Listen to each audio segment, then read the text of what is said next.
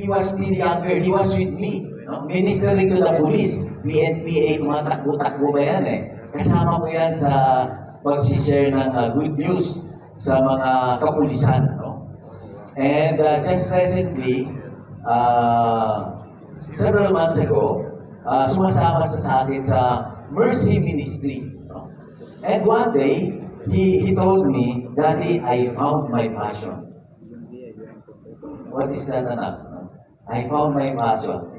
My passion is humanitarian work. Wow! You know? Hallelujah.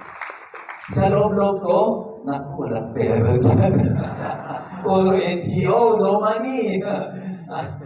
You cannot raise a family. Sa loob-loob ko lang naman yan. But you know, it's God's design. No? We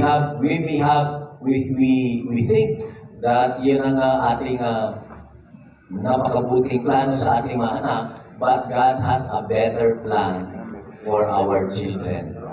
So yung anak ko naman, si Christina May, si ATTY, si Atty. Kakay. Alam mo, sabi niya, ikaw anak, anong, by the way, she's now working in a law firm, no? Well known for corporate law, no?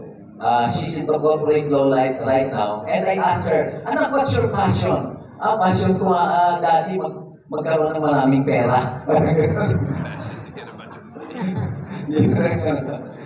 But I'm sure God will rearrange things so that she will have a passion that would be pleasing and glorifying to God. Yeah. So, that's why, Probably you would ask, no? I retired for 2 or 3 years, 3 years ago, and most of the time my friends, no? Or even acquaintances would ask me, what's keeping you busy? What's keeping you busy? And my standard reply is that I'm doing humanitarian work. I'm doing humanitarian work. I'm busy doing humanitarian work. And when they become too nosy, tinatanong nila, what kind of humanitarian work? That's the time that I told them about the two ministry I think God has entrusted me to lead, no? The Mercy Ministry and the Joshua and Caleb Ministry. No? This ministry is actually in line with what we'll be talking about for the rest of our time here dito sa ating conference. No? Because you would see later on the importance of partnership. Di ba? And regardless of your denominations, regardless of your churches, what fellowship you belong, it is really important for us to work together. Di ba? We are given different spiritual gifts. No? For what? To build each other up in a local church as a congregation and corporately as a local church as part of the universal church. And also, what is very important and lacking, I believe, in all the 70,000 churches, and I think that will be highlighted later on, tomorrow by General Binag, the discipleship, which is very important. Diba?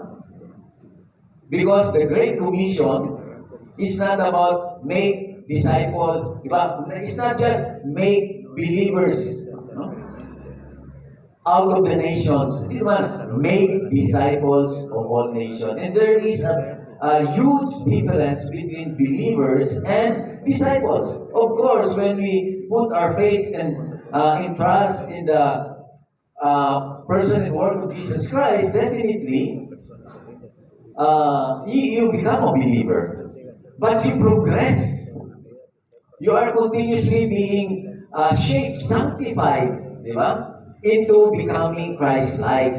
Then eventually, you will become a disciple.